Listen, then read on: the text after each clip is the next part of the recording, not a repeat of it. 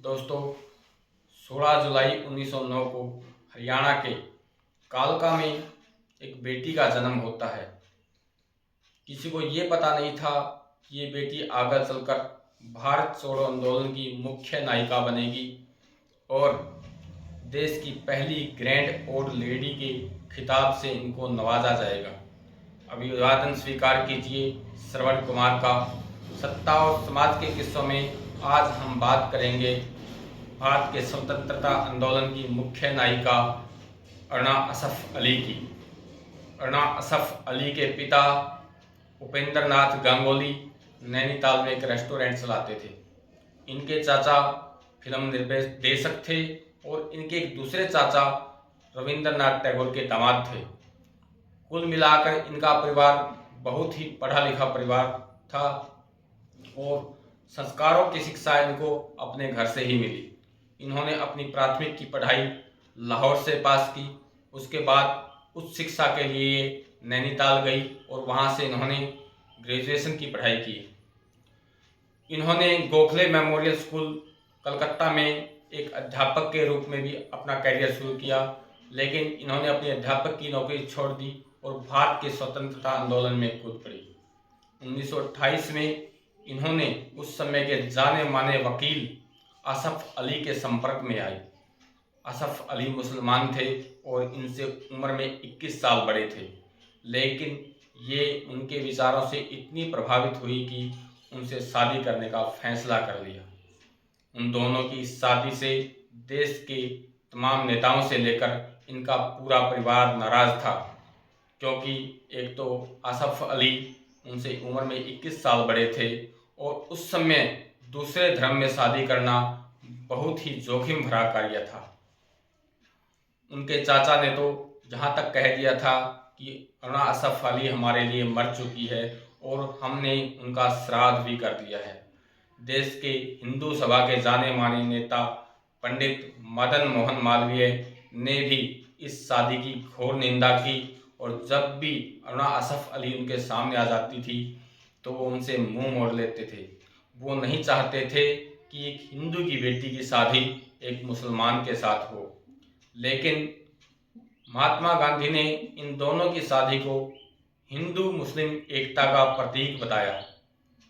अरुणा असफ अली का कहना था कि मैंने असफ अली से इसलिए शादी नहीं की कि वो मुसलमान हैं, मैंने इसलिए शादी की है क्योंकि मेरे विचार उनके विचारों से काफ़ी हद तक मेल खाते हैं। और उस ज़माने में इतने लोगों का सामना करना और इतने विरोध का सामना करना एक बहुत ही निडरता का कार्य था। उस समय समाज दकियानुसी सोच और अनेक संकीर्ण मानसिकताओं से घिरा हुआ था, फिर भी इन्होंने सबकी परवाह ना करते हुए दूसरे धर्म के नेता से शादी की। 1930 के सविनय अवज्ञा आंदोलन में इन्होंने बढ़ चढ़कर भाग लिया और जेल गई।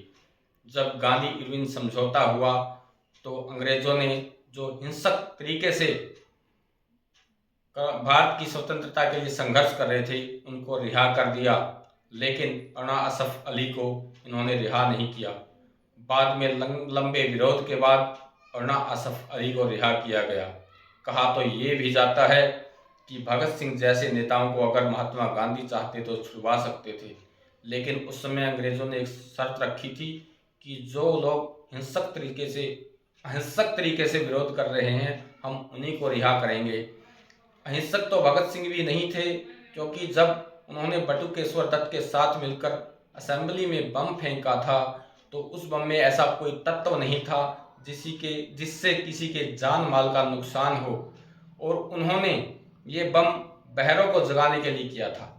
जब भगत सिंह ने सैंडर्स की हत्या की उसके पीछे भी एक तर्क था कि उस समय जब लालाजियों की अंग्रेजों द्वारा लाठियों से पीट पीट कर हत्या कर दी जाती है तो देश के जाने माने नेता सी चित्तरंजन दास की पत्नी ने कहा था क्या इस देश की जवानी खत्म हो गई है, क्या इस देश के अंदर एक भी ऐसा नौजवान नहीं है जो इतने वायोवृद्ध नेता की मौत का बदला ले सके।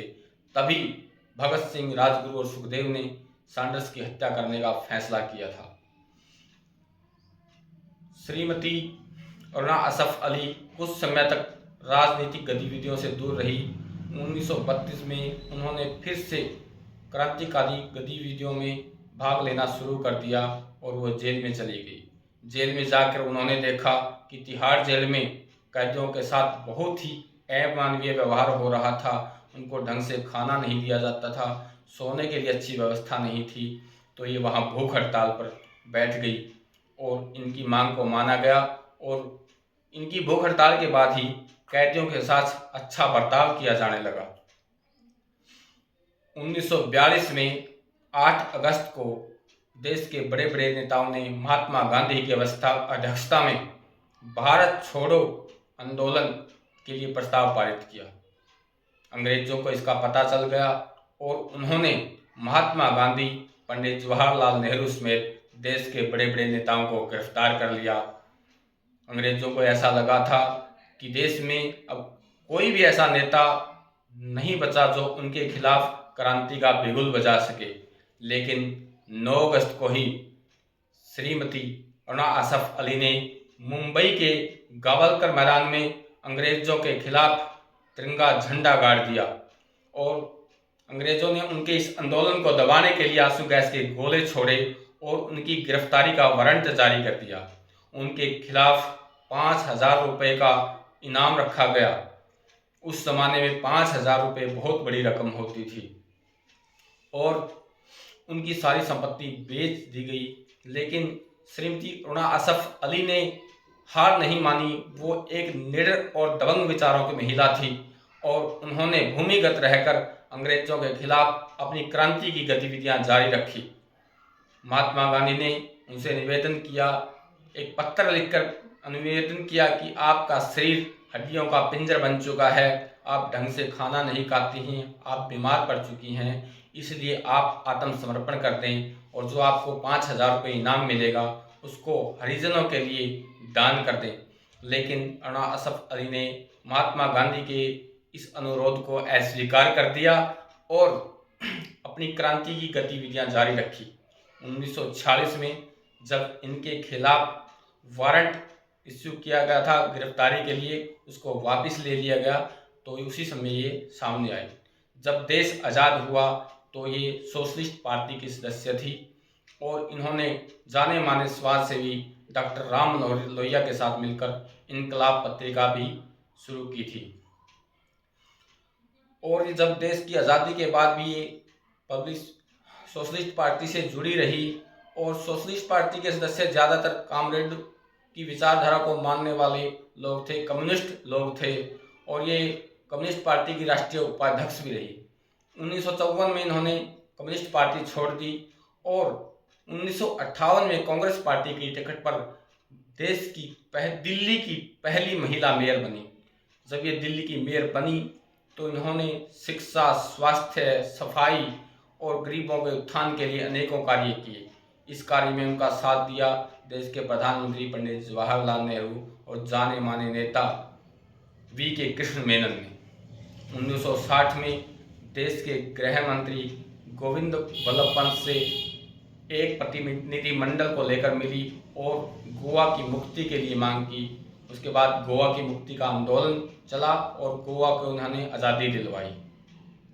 उन्होंने लिंक पब्लिशिंग हाउस की स्थापना की जिसमें पैट्रियट नामक अखबार इन्होंने शुरू किया और लिंक नामक पत्रिका शुरू की।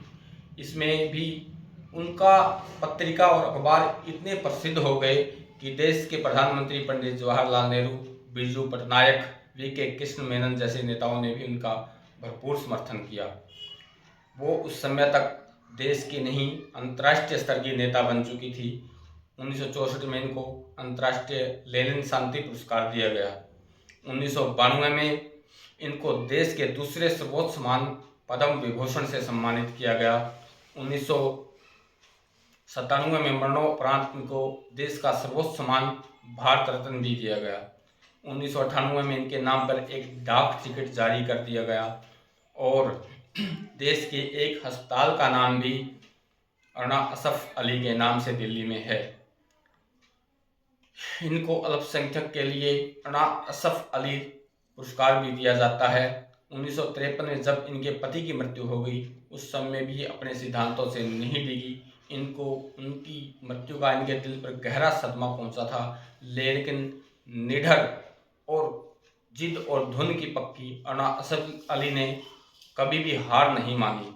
उनका जीवन हमें सिखाता है कि अगर हमारे इरादे बुलंद हों तो एक महिला बड़े से बड़े पद पर पहुंच सकती है और समाज की सारी दकियानूसी सोच और कठिनाइयों का सामना कर सकती है। यही थी उनकी कहानी। अगर आपको मेरा चैनल पसंद आया हो तो लाइक, शेयर एवं सब्सक्राइब करना ना भूलें। धन्यवाद।